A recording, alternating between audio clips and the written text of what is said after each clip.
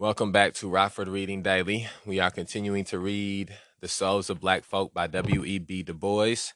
We are currently on chapter 8 entitled Of the Quest of the Golden Fleece.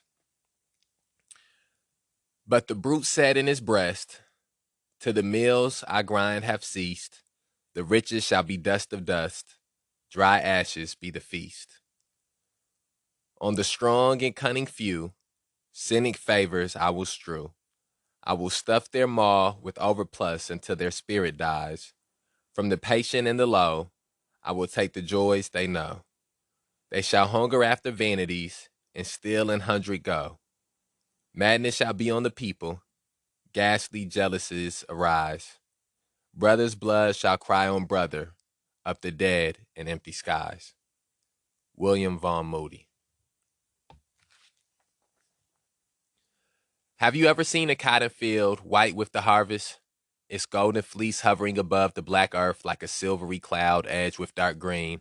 Its bold white signals waving like the foam of billows from Carolina to Texas across that black and human sea. I have sometimes half suspected that here the winged ram Chrysomilus left that fleece after which Jason and his Argonauts went vaguely wandering into the shadowy east 3,000 years ago. And certainly one might frame a pretty and not far-fetched analogy of witchery and dragon's teeth and blood and armed men between the ancient and the modern quest of the Golden Fleece in the Black Sea. And now the Golden Fleece is found. Not only found, but in its birthplace, woven. For the hum of the cotton mills is the newest and most significant thing in the New South today. All through the Carolinas and Georgia, away down to Mexico, rise these gaunt red buildings, bare and homely, and yet so busy and noisy withal that they scarce seem to belong to the slow and sleepy land. Perhaps they sprang from dragons' teeth. So the Cotton Kingdom still lives. The world still bows beneath her scepter. Even the markets that once defied the parvenu have crept one by one across the seas, and then slowly and reluctantly, but surely, have started toward the Black Belt. To be sure, there are those who wag their heads knowingly and tell us that the capital of the Cotton Kingdom has moved from the Black to the White Belt, that the Negro of today raises not more than half of the cotton crop. Such men forget that the cotton crop has doubled, and more than doubled, since the era of slavery, and that, even granting their contention, the Negro is still supreme in a cotton kingdom larger than that on which the Confederacy builded its hopes. So the Negro forms today one of the chief figures in a great world industry, and this, for its own sake, and in the light of historic interest, makes the field hands of the cotton country worth studying.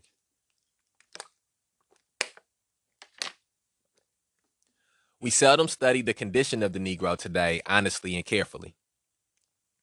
It is so much easier to assume that we know it all. Or perhaps, having already reached conclusions in our own minds, we are loth to have them disturbed by facts. And yet how little we really know of these millions, of their daily lives and longings, of their homely joys and sorrows, of their real shortcomings and the meaning of their crimes. All this we can only learn by intimate contact with the masses, and not by wholesale arguments covering millions separate in time and space, and differing widely in training and culture. Today, then, my reader, let us turn our faces to the Black Belt of Georgia and seek simply to know the condition of the black farm laborers of one county there. Here in 1890 lived 10,000 Negroes and 2,000 whites. The country is rich, yet the people are poor. The keynote of the Black Belt is debt. Not commercial credit, but debt in the sense of continued inability on the part of the mass of the population to make income cover expenses. This is the direct heritage of the South from the wasteful economies of the slave regime, but it was emphasized and brought to a crisis by the emancipation of the slaves. In 1860, Daltrey County has 6,000 slaves, worth at least $2.5 million.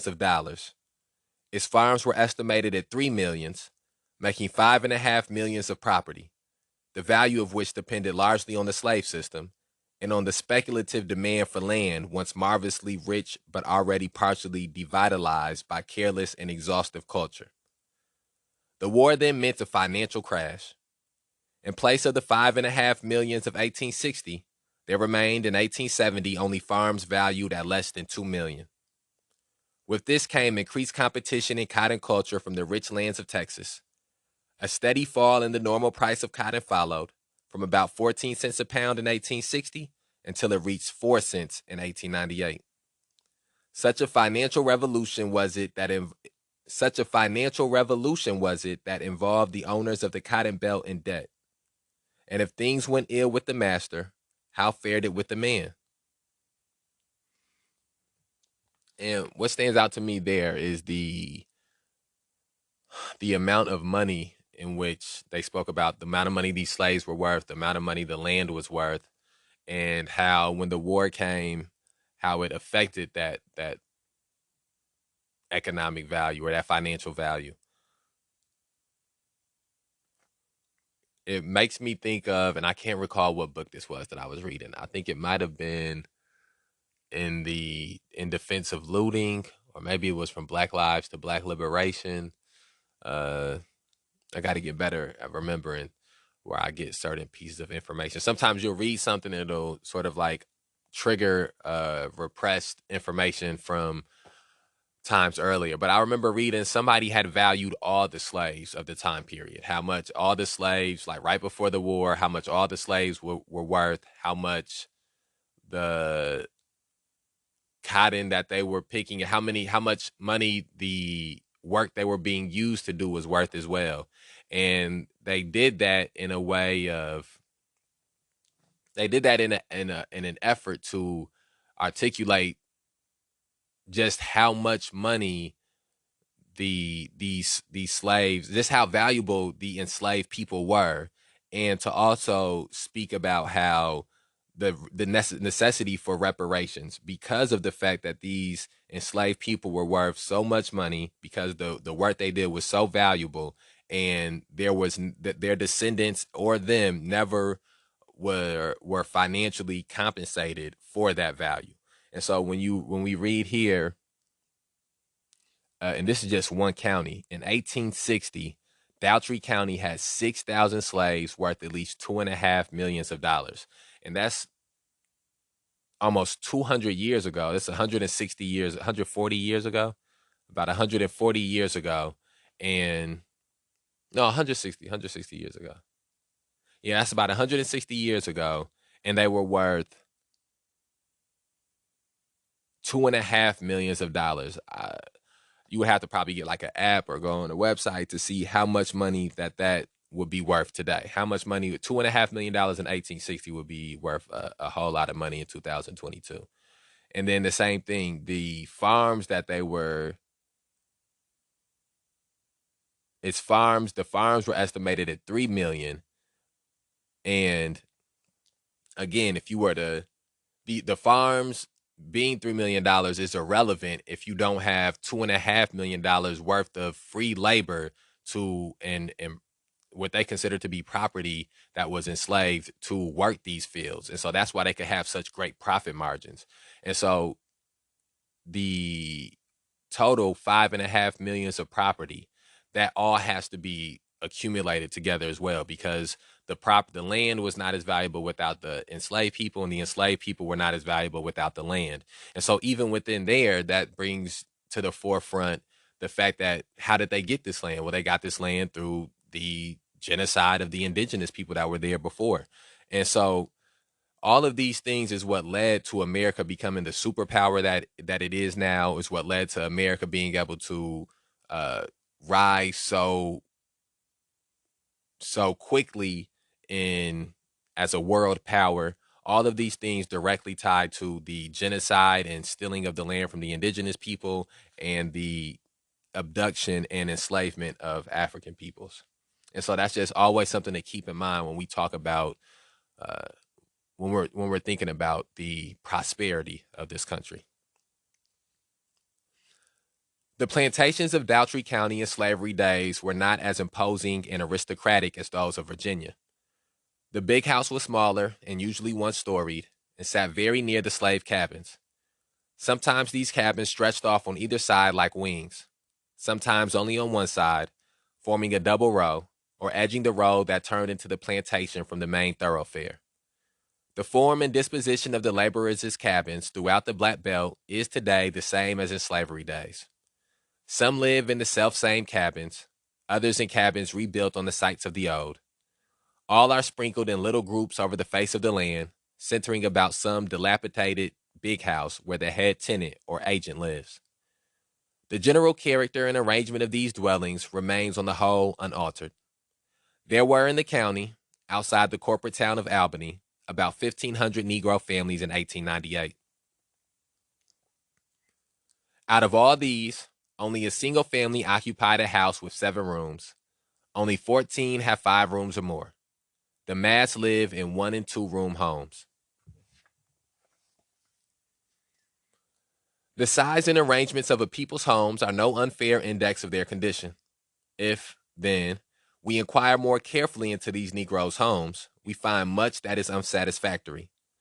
All over the face of the land is the one-room cabin, now standing in the shadow of the big house, now staring at the dusty road, now rising dark and somber amid the green of the cotton fields. It is nearly always old and bare, built of rough boards, and neither plastered nor sealed. Light and ventilation are supplied by the single door and by the square hole in the wall with its wooden shutter. There is no glass, porch, or ornamentation without. Within is a fireplace, black and smoky, and usually unsteady with age. A bed or two, a table, a wooden chest, and a few chairs compose the furniture, while a stray show bill or a newspaper makes up the decorations for the walls. Now and then one may find such a cabin kept scrupulously neat, with merry steaming fireplace and hospitable door. But the majority are dirty and dilapidated, smelling of eating and sleeping, poorly ventilated, and anything but homes. Above all, the cabins are crowded. We have come to associate crowding with homes in cities almost exclusively. This is primarily because we have so little accurate knowledge of country life. Here in Doughty County, one may find families of 8 and 10 occupying 1 or 2 rooms, and for every 10 rooms of house accommodation for the Negroes, there are 25 persons. The worst tenement abominations of New York do not have above 22 persons for every 10 rooms. Of course, one small, close room in a city, without a yard, is in many respects worse than the larger single country room. In other respects, it is better. It has glass windows, a decent chimney, and a trustworthy floor. The single great advantage of the Negro peasant is that he may spend most of his life outside his hovel, in the open fields. There are 4 chief causes of these wretched homes. First, long custom born of slavery has assigned such homes to Negroes. White laborers would be offered better accommodations and might, for that and similar reasons, give better work.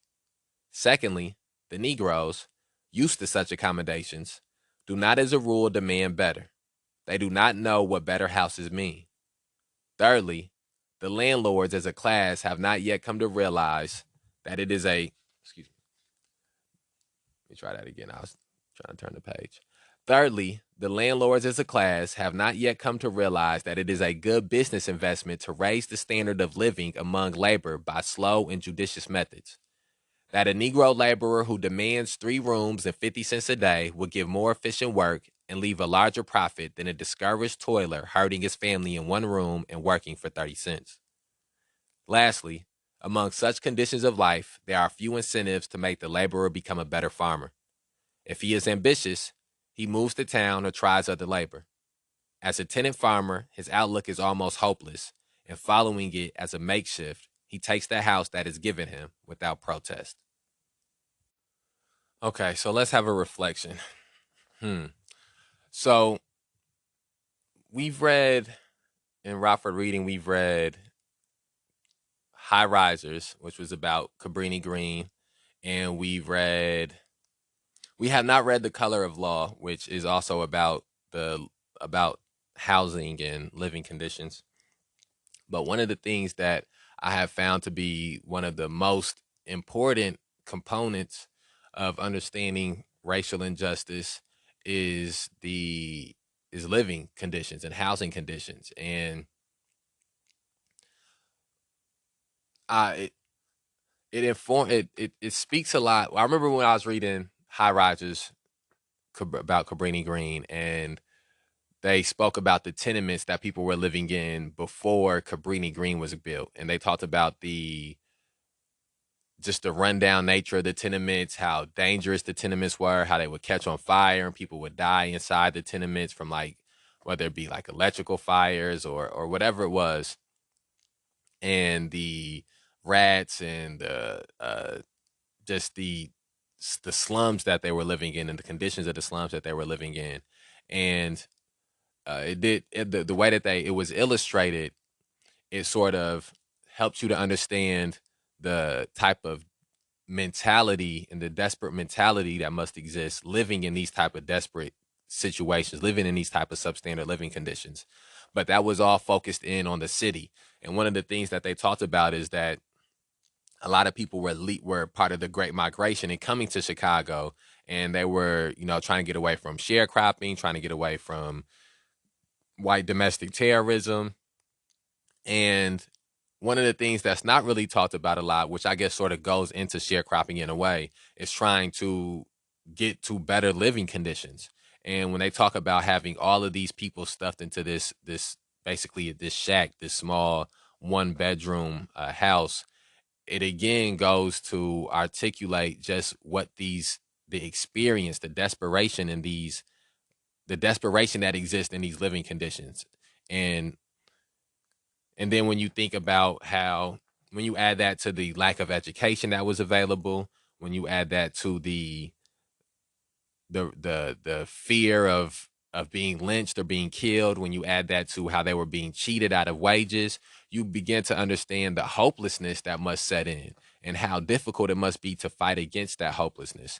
And that's sort of, to me, as I'm reading through this, is just the hopelessness that must have existed for these people in these conditions. Uh, and again, these are people whose ancestors were responsible for the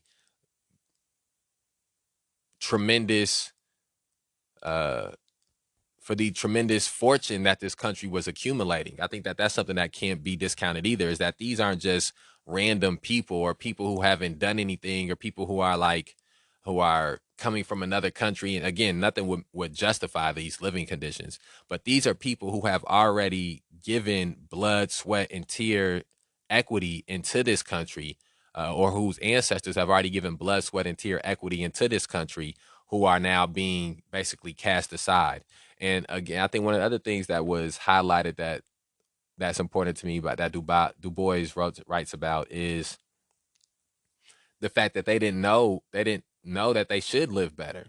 I think that that is one of the things that, when he talks about training and he talks about sort of uh, black people becoming cultured, and you know they didn't have enough knowledge or understanding or information to know that that they should have better. Uh, that And then even just the white people who were perpetuating this onto them, these aren't the most learned, educated people either.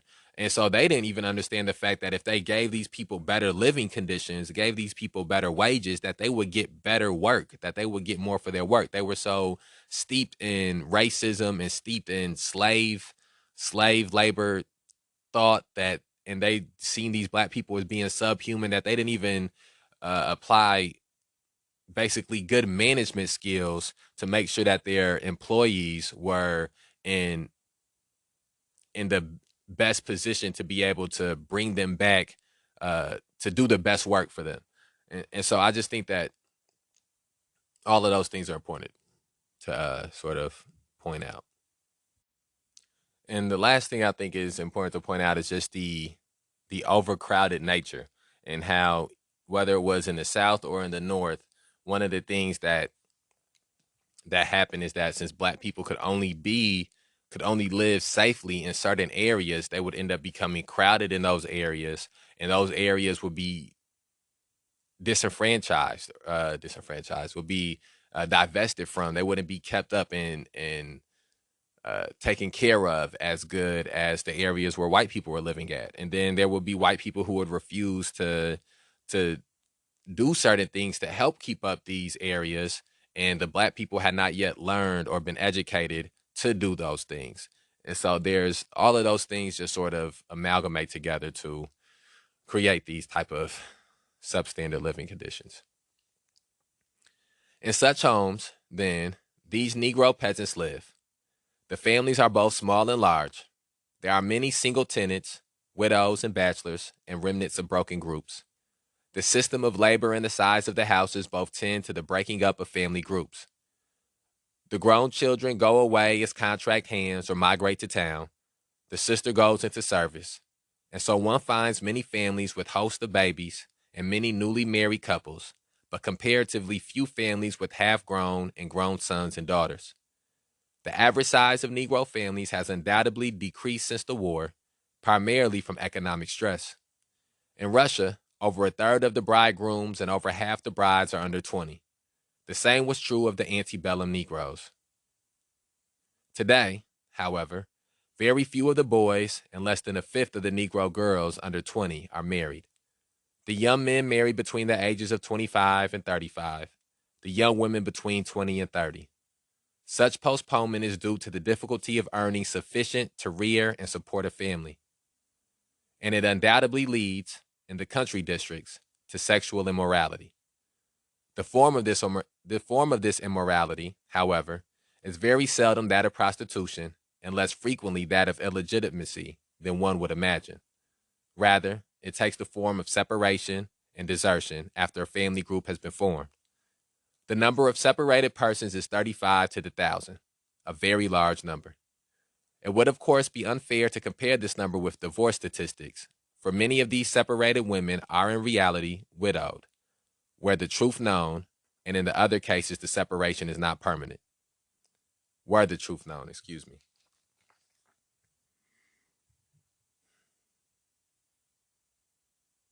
Nevertheless, here lies the seed of the greatest moral danger.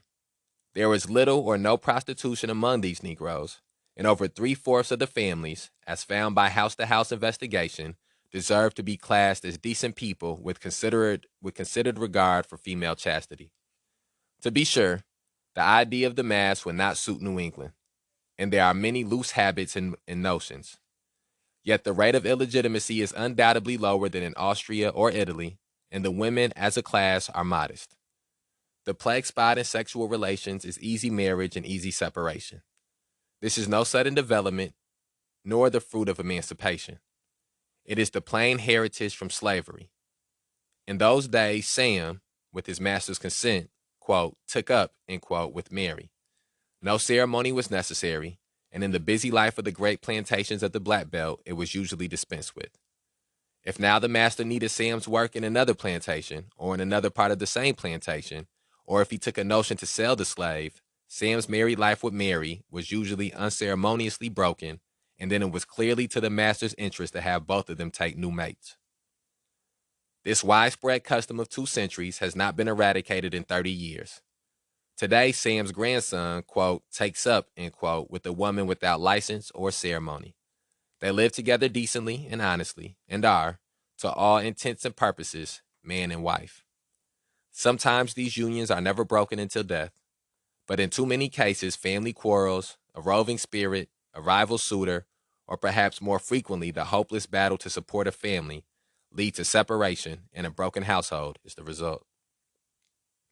The Negro Church has done much to stop this practice, and now most marriage ceremonies are performed by the pastors.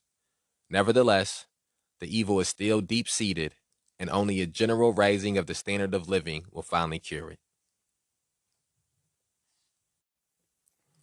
So I think that it's the description of the relationships between man and woman is very enlightening that Du Bois puts in here. I think that one of the common themes in different books that we've read about about racial injustice has been the destruction of the home unit or the breaking down of the family unit. And when we read through High Risers, one of the things they pointed out was how many women that lived in the Cabrini Green projects were single mothers, how many single parent homes there were, and how many kids that there were to the single parent. One of the things that stood out a lot was that there was a time where they talked about it just being so many more children living there than adults. One of the things that the new Jim Crow, which we haven't read here yet, but we will read eventually, talks about is how mass incarceration, the impact that mass incarceration of Black men has on the Black family unit. And I bring all those things up to say that we can see here some of the roots of those things, some of the roots of broken homes, some of the roots of the men not being in the household. And one of the things that he pointed out was that there were a lot of men missing, that if the truth was known, the women would be widowed. It's not that they have been left, it's that their husbands have been killed because of the type of white domestic terrorism that was going on, because of the type of race murders that were going on and the lynchings that were going on.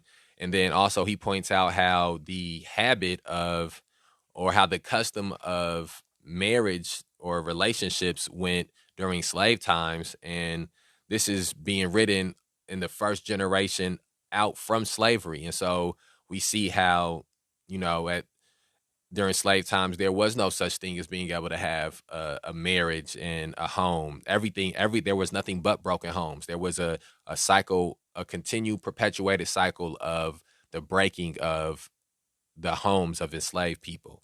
And so once again, so many of the things that we see manifesting now and the things that we see the effects of now, that we commonly try to put the blame on the people that are in the process of dealing with those effects, putting the blame on, you talk about people when they start talking about why Black people, the Black community is in some of the situations, they'll talk about the Black men not being in the house, or they'll talk about having children out of wedlock, or they'll talk about divorces or separations and, all of these different things. But it's important to be able to trace some of these things back to the origins of where they started at for Black people. And the truth of the matter is that and this isn't about shifting blame or trying to have somebody else be a scapegoat. The truth of the matter is that the origin of broken homes for Black people in this country traces directly back to slavery. And I just think that that's a very important thing to keep in mind as we continue to try to put together this bigger picture of the issues of police terrorism, mass incarceration, and racial injustice. And I think what we're going to do here is go ahead and end this episode, because we're at about the 30-minute mark right now. And we will be back tomorrow to continue reading this chapter of The Quest of the Golden Fleece by W.E.B. Du Bois. We got kind of deep. I did a lot of talking this episode too, though. But we'll try to knock this chapter out in the next episode. Might have to be a longer one. All right, please share this whatever platform you're listening to it on. Be on the lookout for tomorrow's episode of Rockford Reading Daily. And remember, we put these episodes out on a daily basis to provide people the opportunity to begin or further their journey in the struggle to end police terrorism, mass incarceration, and racial injustice.